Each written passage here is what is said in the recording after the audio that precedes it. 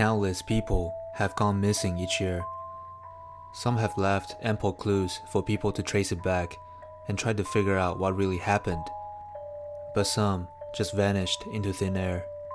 For example, in my previous video, I talked about the bizarre disappearance of Chris Kramers and Lisanne Froon in the Panama forest.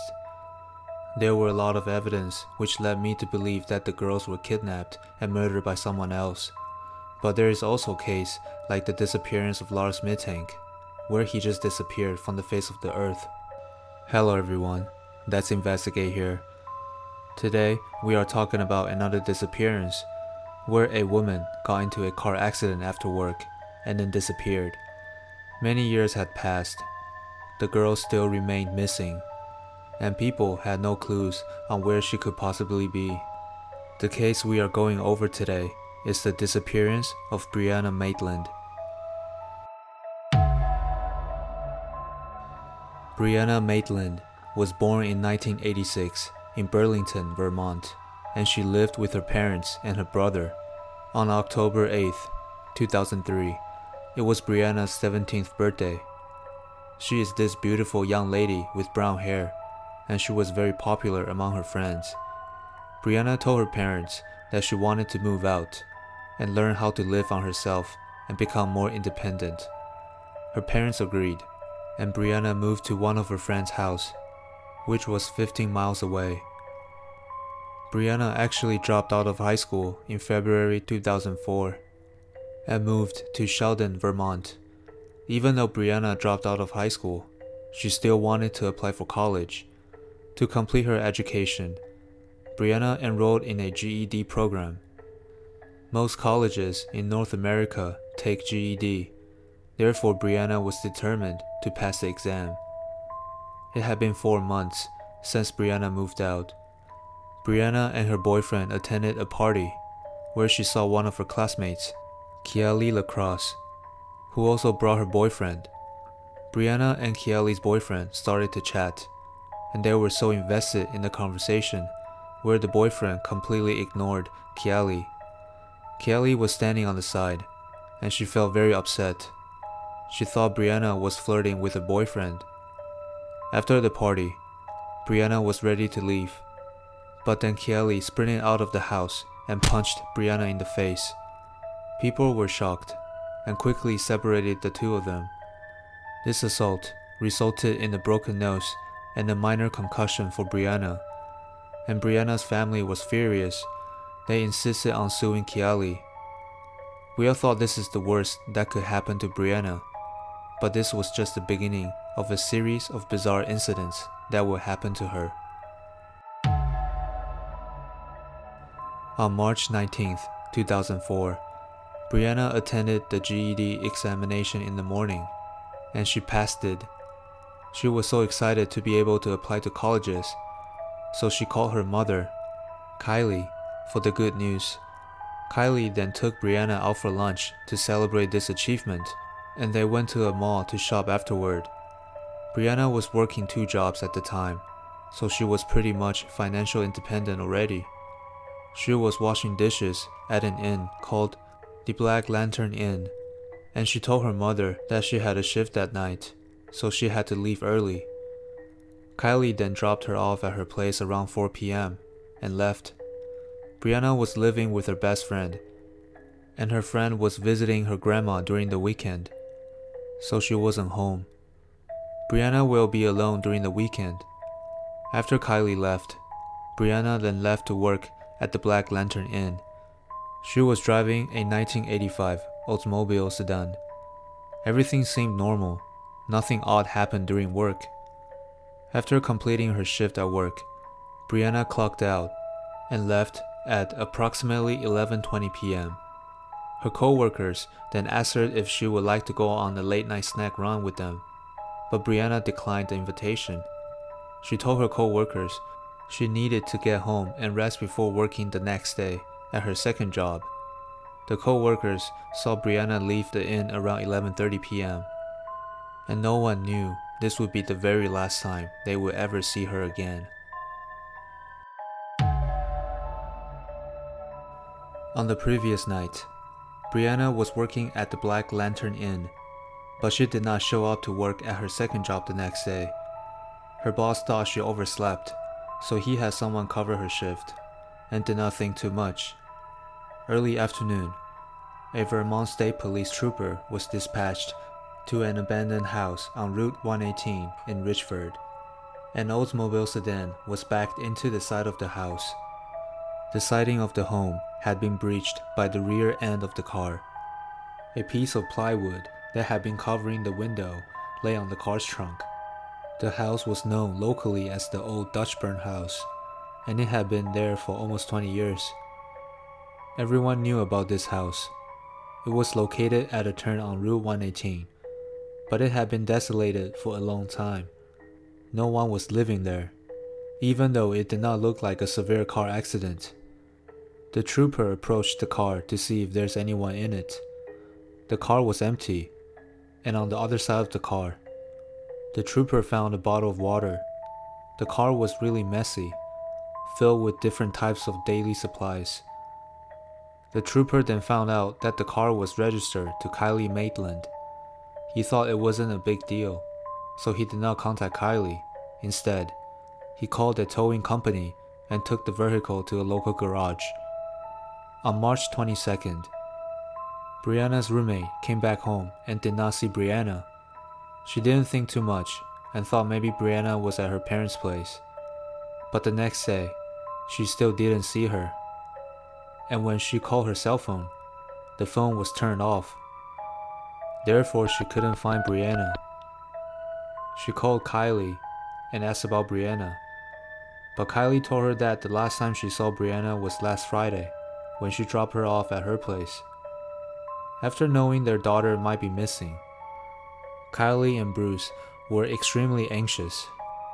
They called all Brianna's friends, and even went to the places where Brianna would usually go, but still, they found nothing. After 2 days, Kelly finally called the police and told them about their missing daughter. After learning about the missing Brianna, the police immediately connected the case with the car accident that happened at the Old Dutchburn House. Forensics and the police then collected some evidence on the car. 2 of Maitland's paychecks and a styrofoam box with half of sandwich were on the front seat of the car. A small decoration with Emerald Bay printing on the front.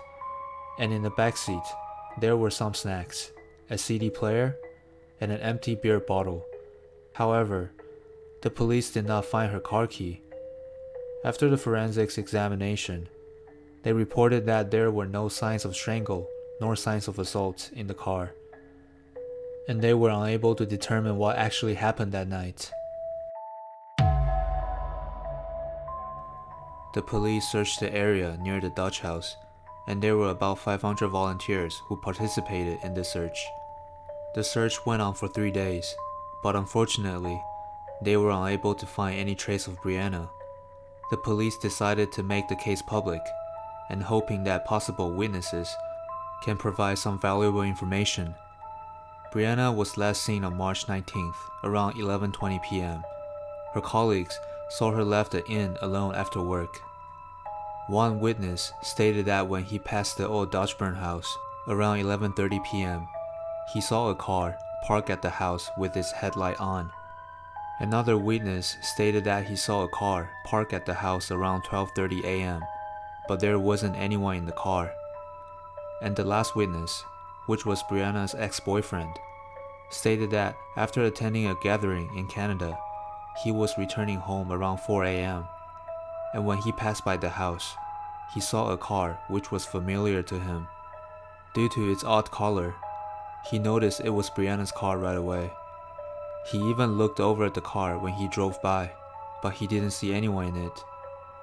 Here is the map, and here is where the Black Lantern Inn was, and here was the Old Dutchburn House. They were about 2 miles apart. There was a turn on the corner of the house, so if the driver wasn't careful, it was really easy to get into an accident when driving too fast while turning. But if Brianna was driving from the Black Lantern Inn to the house, the car would never hit the house, since it was located on the other side of the road.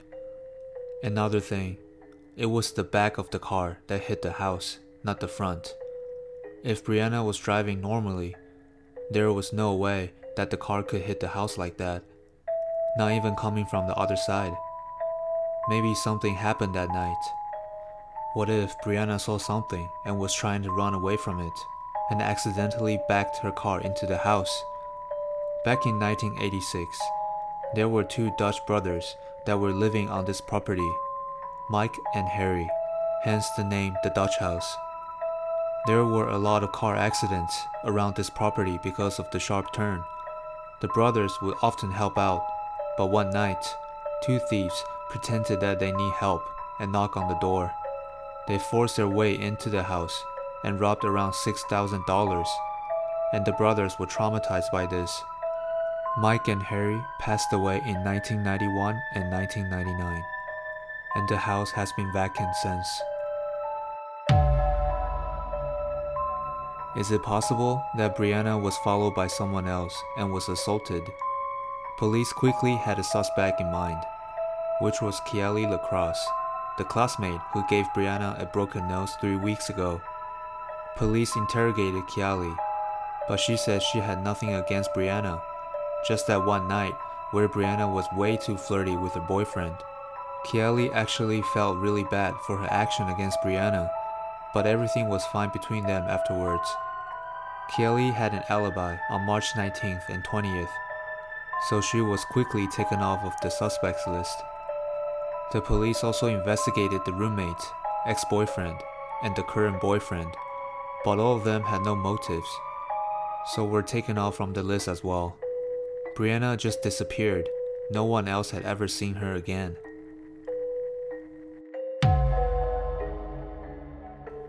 On April 15th, 26 days after Brianna disappeared, Vermont Police Station received an anonymous letter. The letter claimed that she was being held against her will in a house in nearby Berkshire, Vermont, 10 miles from Montgomery. The police raided the house, but only discovered 2 drug dealers and a bunch of other illegal drugs, but still, no signs of Brianna. Upon interviewing Brianna's close friends, law enforcement was informed that Brianna had allegedly experimented with hard drugs in the recent past. And one of the 2 drug dealers admitted that he met with Brianna a couple weeks ago, but then he didn't see her afterward. Kelly also recalled that on the day they were shopping in the mall, Brianna did live for a bit, and when she returned, she looked extremely anxious, but didn't tell her the reason. Is it possible that she saw someone during that period of time, and that someone was hostile towards her? The Vermont Police Station received more anonymous letters afterward. In one of the letters, an older female informed that Brianna was murdered by the drug dealers, but no evidence can support this claim, so the police cannot arrest anyone.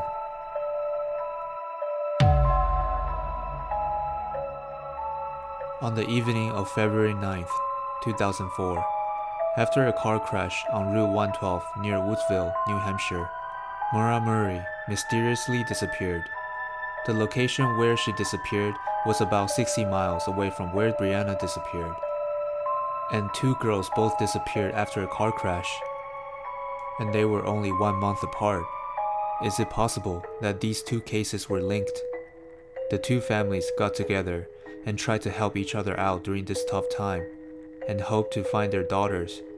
But sadly, the 2 girls remained missing, and there was no evidence to prove that these 2 cases were linked together. After 12 years, in March 2016, one of the researchers who investigated Brianna's case told the news that they did find some samples of DNA on Brianna's car, but they did not make it public. Maybe this is the key to solve this mysterious case. Police also consider that Brianna might purposely went missing so she can start a new life. A security footage at the Caesar World Casino in Atlantic City, New Jersey, showed a woman resembling Brianna sitting at the poker table. As you can see, the woman wearing the black shirt had great resemblance to Brianna. However, the woman was never properly identified due to the poor resolution of the video. If this is Brianna, then GED, college, and the accident at the Dodgeburn house were all staged by her so she can start a new life. Hopefully, in the near future, we will have evidence discovered and explain what really happened that night. So what do you think? What happened to Brianna Maitland? Was she murdered, kidnapped, or gone missing on her own will?